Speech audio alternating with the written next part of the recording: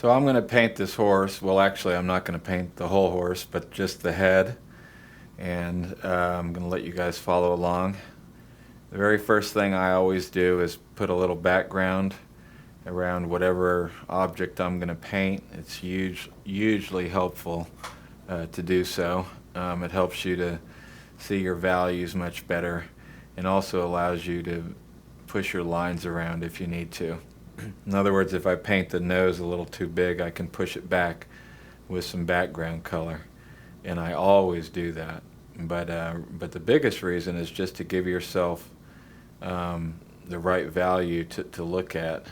And in this case, it's completely opposite, so that's not really true because I'm changing the background dramatically. And if you're painting for the first time, I would not recommend that you change your background to the degree that I am here. I'm doing this with some experience, but there's a lot of little changes that I'm going to make because the background is darker.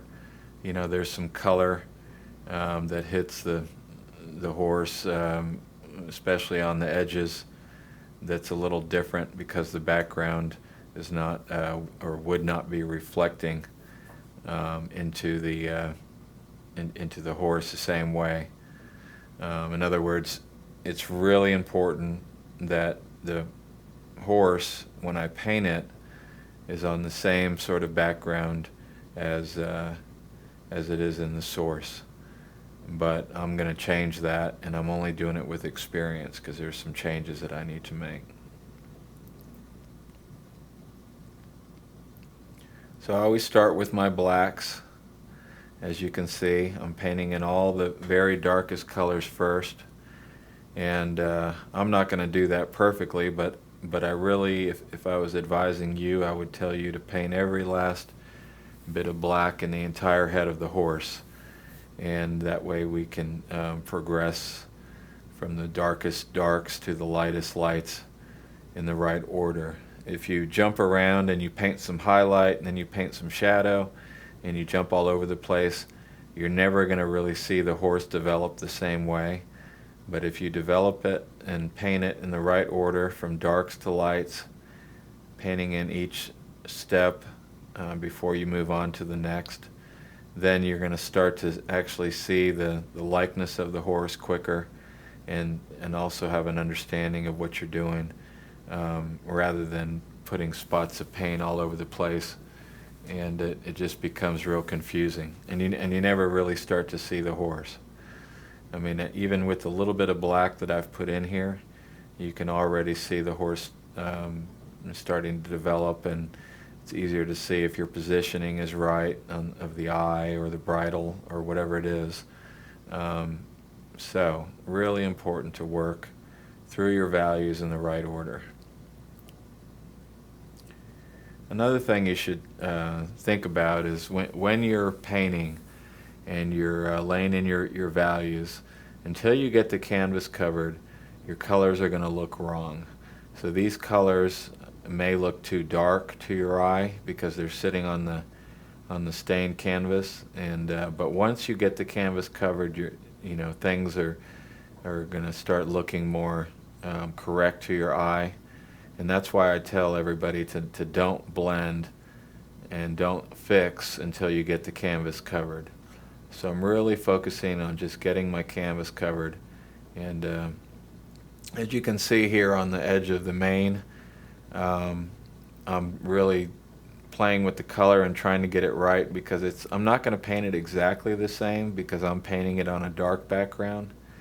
So I'm probably not going to go quite as light, but I still need to adjust and fix the color before I just go put it in. And I think it's hard to tell. Mine looks a little brighter than it actually is, but the horse in the photograph sitting on that much lighter background, it's really going to change the way that edge looks.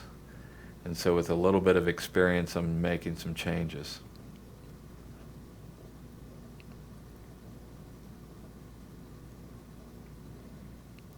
Checking my colors whenever I'm in doubt, or just trying to get started in here on the neck. And before I get too far, I want to sort of get my values in check and make sure I'm, not going in the wrong direction. When you first start painting, you really need to check every single color. I highly recommend that you always check and don't make any assumptions. The big difference between the way that I paint is that I'm not checking nearly as much, but I do that with a lot of experience. But if you're just starting out, you can really check. I had to leave some of this out because my big head kept getting in the way. I kept leaning into the camera view, so I missed some of the footage that I probably would have shown you otherwise, but for the most part I've got everything in here that you guys need to see.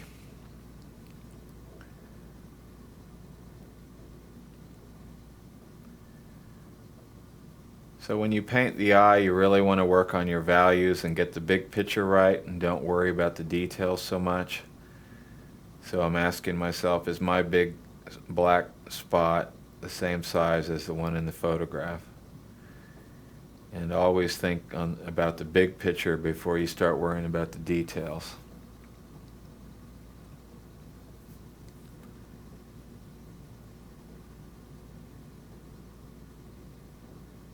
See, that may look too dark to your eye, but once the canvas is covered, as you can see, as I fill in here, the moment the canvas is covered, you can see that the value looks right compared to the photo. And again, that's why you should check, check, check, and don't start judging your colors or your values until you get the canvas covered. And really trust your color checking.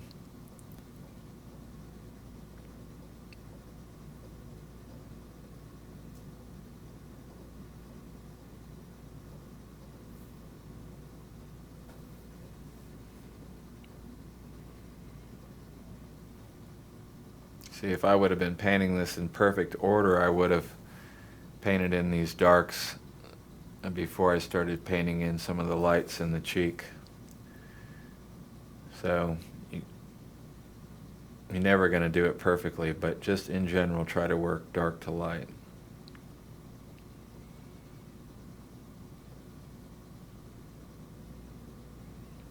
And that's what I'm doing now. I'm really trying to make sure I get these values in the shadows put in before I move forward.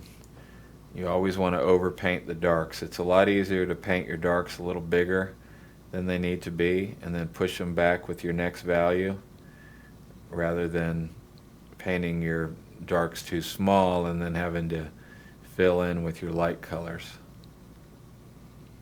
So even on the top of this bridle here, that lightest color that I'm putting in is still not quite as bright as the actual.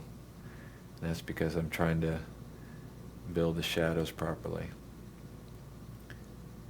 See, it's really easy to do what I'm doing right now, where you just lay in the gray right into the darker color. But you have to be careful when you do that, because you don't want to blend. You don't want to create a new color. And I'm doing that a little bit here on the bridle, but that's because they're all milky gray colors, and so a little milk's not going to hurt it.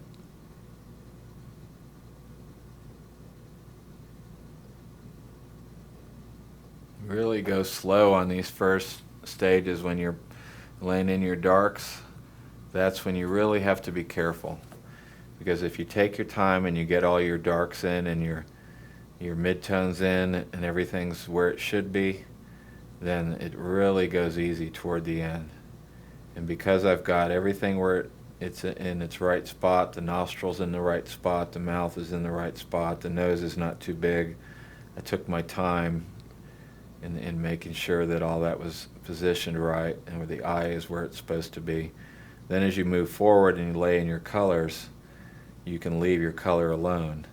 If you get that wrong and you lay in your colors and you get all the canvas finish and your eye's in the wrong spot, then you end up making a big mess trying to move the eye around. Everything gets milky. It just is a lot more of a headache. And it's much better to really go slow at the beginning. Doesn't mean you can't paint with a strong stroke. and be a little messy. But the main thing is that you really think about your positioning. Especially, if you're painting a still life, you can get away with so much more. But when you're painting a horse's head, and this is a particular horse for a client, and they want the horse to look like the horse does, so there's a likeness that I've got to get. And that's why I'm going being real careful with these features. Otherwise, I could just slap it down and not worry too much about it.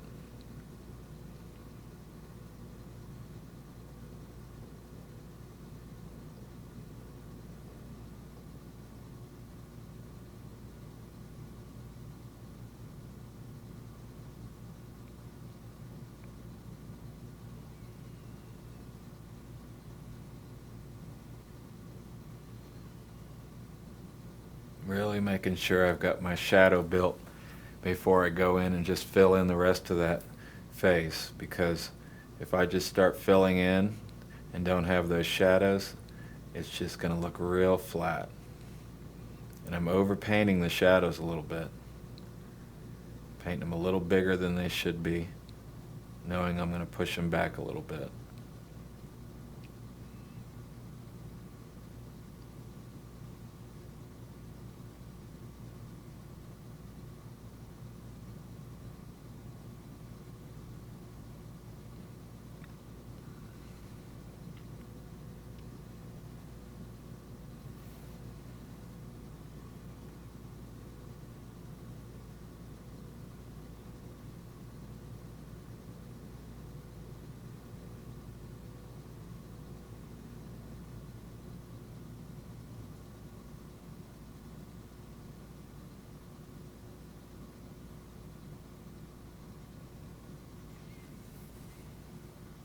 So when you're looking at the eye, you really got to think about the big picture.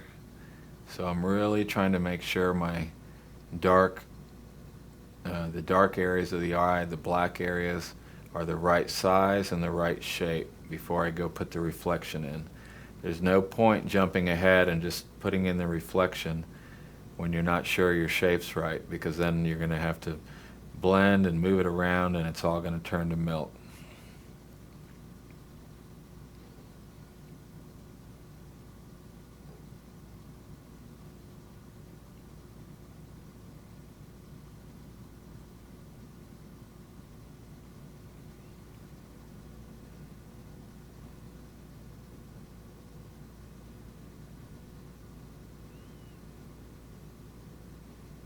Just filling in.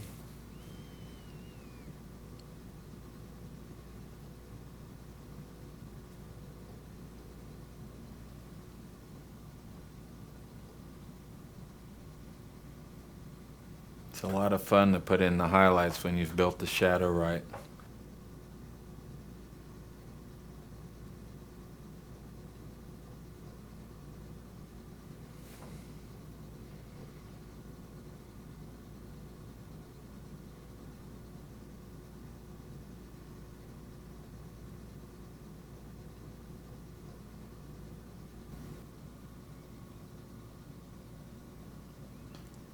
It's a lot easier to paint the neck than the head. And the rest of the body will go in real easy. It'll be a lot of fun. I always start with the head, because once I get the head done and the likeness done in the head, then I don't have to worry about the rest.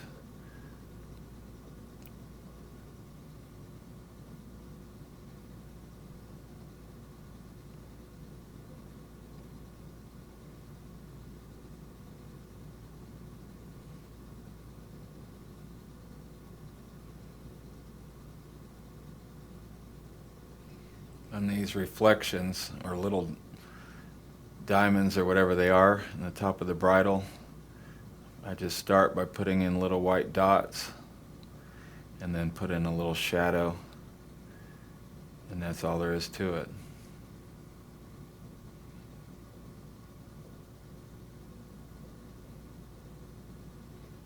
It's easy to overpaint it and to overthink it when you're putting in little detail like this.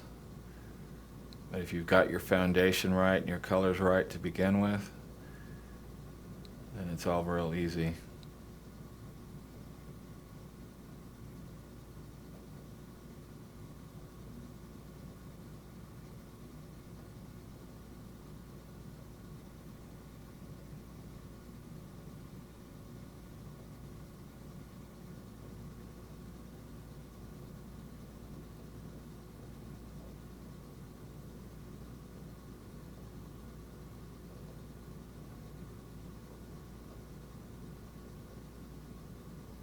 You really got to be sure not to overblend.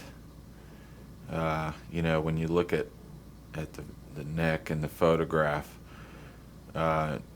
it's really, there's a lot more texture there than you realize. And if you smooth all the color together and blend it all together to make it soft, you really lose that texture. And the texture doesn't even have to be perfectly accurate.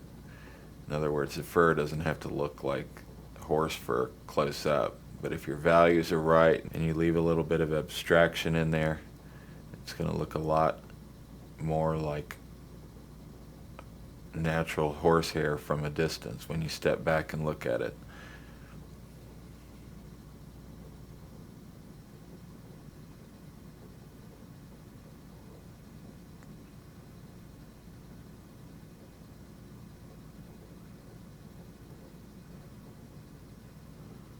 I always wait and put the highlights in at the very end. And it keeps all that white from milking up your intermediates and shadows.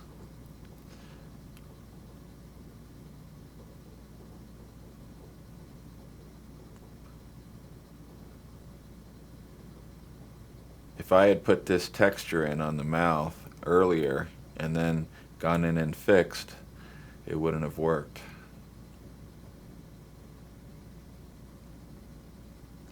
So here's the finished painting. Give you guys a look at it. This was taken with my camera, so it's got a little more detail in it. If you go to drawmixpaint.com, you can find links to all my free videos. If you go to genevafineart.com, you can find out all about the paint that I use to paint with, that I manufacture myself right here in Austin, Texas. And thank you so much for watching.